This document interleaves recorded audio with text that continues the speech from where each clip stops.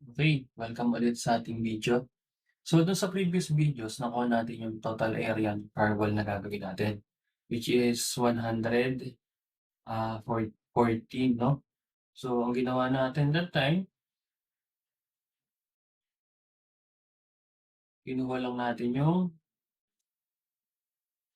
area. So ito yung firewall na tinutukoy ko, we use the command li, then nakuha natin 'tong 114.97 na area.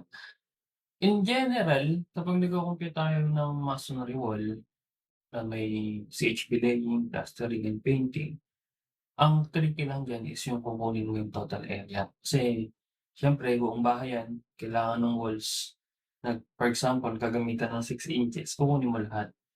So, on this case lahat ng firewall natin, so may firewall dito, ta's ito firewall dito, parang two sides ng bahay yung firewall. So yun ang tricky part lang again, when we are doing the estimate nung mga masonry walls natin is yung pagkuha ng area. After natin makuha yung area, balik tayo dun sa presentation ko.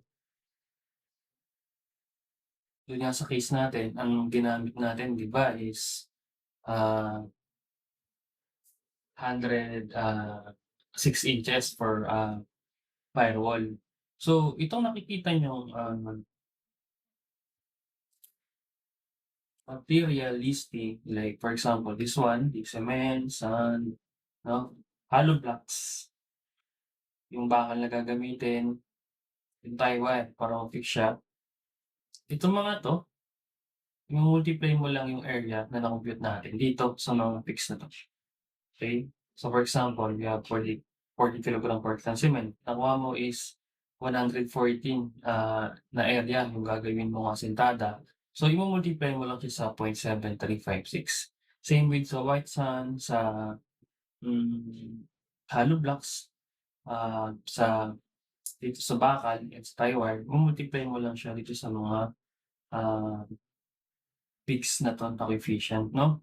So, if interested ka na malaman paano na-compute 'to, actually available din dun sa mga estimating books, eh. Magkaroon man ng variance napakaliit lang, 0.00 something lang 'no? So, on this case, dun sa na-compute natin kanina, ang ginamit natin or na-compute natin na area is 114 square meter. So, kapag minultiply po natin 'yan, yung for example 'tong 0.7358 dito sa 114, ang makukuha natin diyan is 83. 'No, 83 bags, okey? So again, itong pinapakita ko na 'to na multiplier dun sa, area ng wall, these are computed based dun sa, ah, volume ng concrete 'no, ah, and so on, okey? So ang idea lang, if magdi-DIY ka or gusto mong tantyahin or estimate yung gagamitin mo na materyales, just multiply yung area dito sa mga numbers na 'to, okey? But then again, kung mapapansin niyo, itong, 6 inches na 'to, hollow blocks, ito fixed 'to, okey? So, regardless kung anong size ng hollow blocks, hindi maapektuhan yung quantity ng bakal tsaka ng tie bars. Pero kapag lumiit yung hollow blocks natin, so let's say ang gagamitin natin na, hollow blocks is 4 inches or 5 inches, then itong multiplier ng white sand tsaka ng Portland cement obviously liliit, okey? So, for example, ang ginamit natin is 5 inches lang, definitely yung magagamit natin na semento to construct itong 114 square meter na hollow blocks, hindi na 83 yan, okey? So, mas maliit na.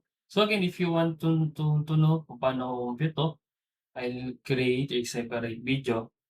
Pero if, mabilisan or mag-DIY ka ng, estimate mo, then wala kang time para i-check kung paano nag-come up sa mga equations na 'to or sa mga multipliers na 'to, gamitin niyo na lang 'to. So, copy paste, multiply sa area, tapos you have the quantity, okey? So, in general kasi, kung mapapansin niyo, ang kinuha lang natin diyan is number ng cement tsaka yung, cement mortar na gagamitin natin during CHB. So, yung cement mortar, kasi yun yung mixture ng cement na ilalagay dito. So, ang butas per hollow blocks is, ah, 4 'yan 'no, 3 sa gitna then kalahati-kalahati dun sa dalawang dulo. Ang mga nilalagay natin ng mortar is yung loob ng hollow blocks plus yung ibabaw niya. So, yung nakadilaw na 'yan 'no. Again, ang nilalagay natin ng mortar or yung consider natin dun sa estimate natin is yung volume ng concrete dito sa loob nung hollow niya 'no, tsaka yung filler in between dun sa between hollow blocks kapag ini-stockpile natin siya, okey? So, yun lang, ganun lang yung idea. You have to compute yung floor area, wall area, okey? Then multiply sa mga coefficient na 'to. Itong 12.5 na 'to, 0.8 tsaka 0.5 varies 'to, okey, ito 12.5 fix na 'yan, itong 0.8 na 'to nanggaling na 'to sa assumption na ang spacing ng bakal natin for vertical tsaka horizontal na reinforcement ng CHB natin is 40. So, liliit 'yan kapag ginamit natin yung 60. The idea is if you're interested kasi medyo mahaba-habang topic yung pagkuha ng mga 'to. So, parang kung gusto mong i-deep dive kung paano kino-compute 'to, ah, magkakaroon tayo ng separate na video 'no? So, since we have the quantity of materials, ang kailangan na lang natin is i-multiply ito kung magkano yung presyo niya, okey? So, kung mapapansin niyo, we have the log of Excel here. Yung pinakamura other than manual na pagsusulat na sa pag-e-estimate instead of using one manual 'no, itong Excel is, parang puwede natin siyang sabihin na jack of all trades. Regardless kung anong, industry, gamit na gamit 'to. So, in our case, ginagamit ko 'to para sa ating construction estimate.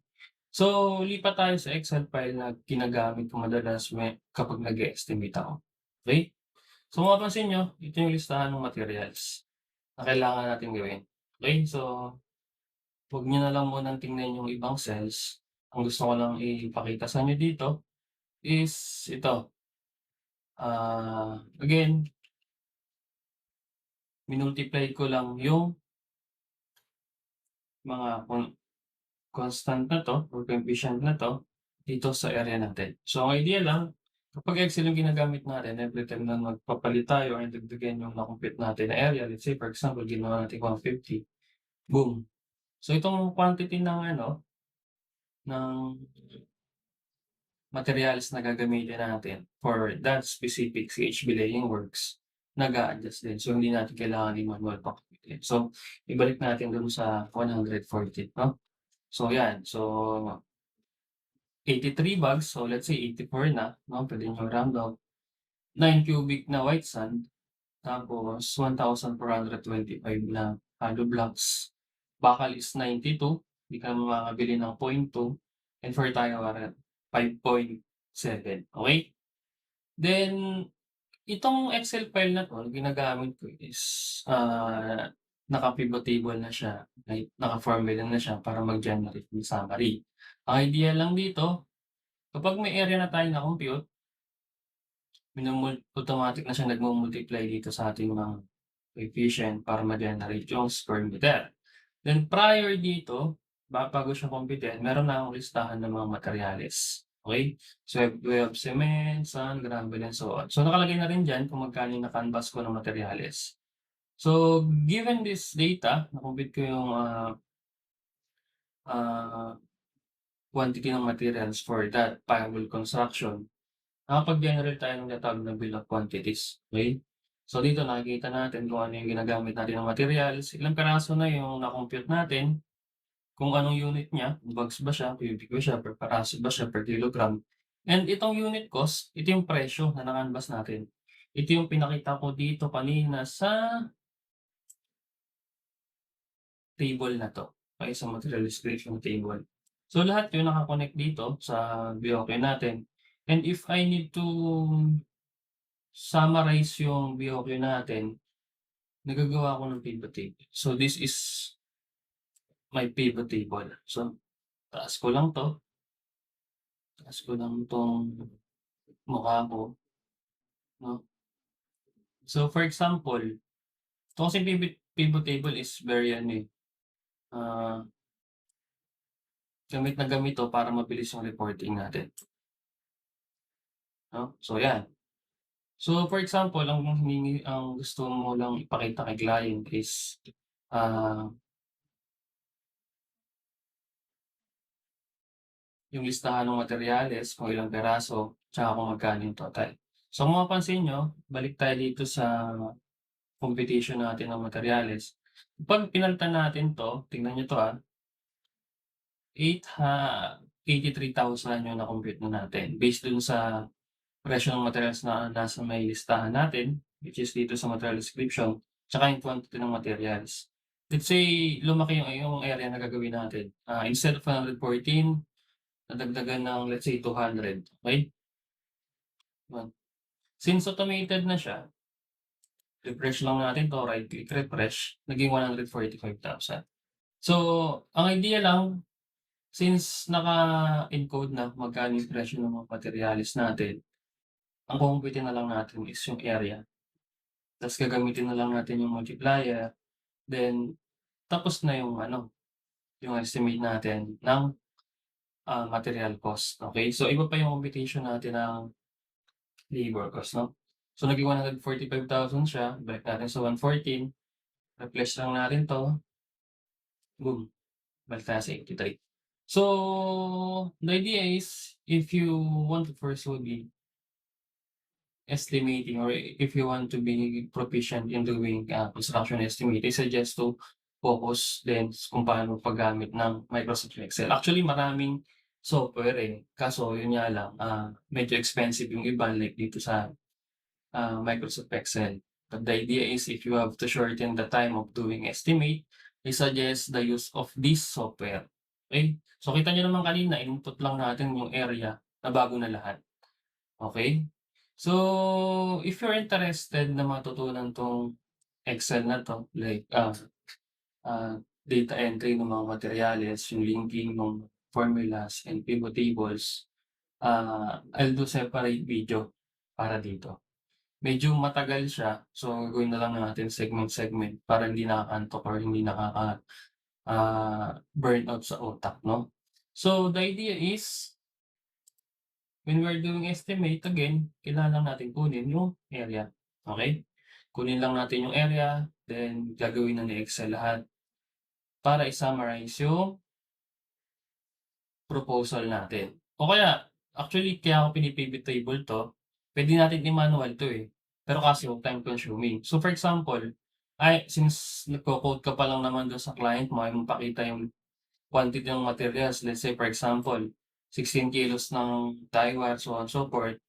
Kasi puwedeng gawin niya lang reference yung quotation mo para i-DIY niya yung ano, yung papagawa niyang bahay. Puwede mo siyang itago. So, using pivot table, check niyo, click ko lang 'tong tago ko lang 'to, i-click ko lang yung material description, 'no? So, ang papakita niya na lang is yun kung magkano na lang yung amount, 'no? So, for example, for carpentry works, 83,000 na lang. So, you can also use the pivot table to hide yung details or yung mismong details ng estimate mo para hindi magamit, or to reduce yung pag-take advantage natin sa atin minsan mga okey? Then again, so yun lang, that is for the quantifying the CHB laying works, 'no? For the next video naman, pag-uusapan naman natin is yung